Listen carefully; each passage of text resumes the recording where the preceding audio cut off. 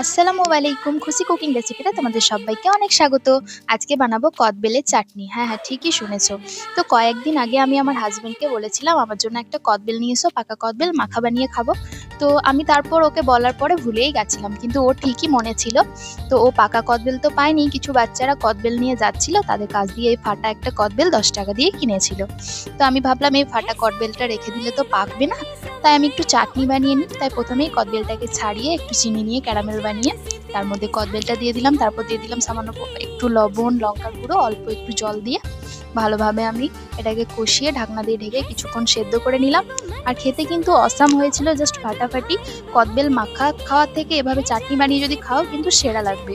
অবশ্যই তোমরা এই রেসিপিটা একবার বাড়িতে বানিও। যদি ভালো লাগে অবশ্যই like, comment, share and subscribe করো। আজকের মতো এই পর্যন্ত, ফিরে আসছি নেক্সট একটা রেসিপি নিয়ে। আল্লাহ হাফিজ, টাটা।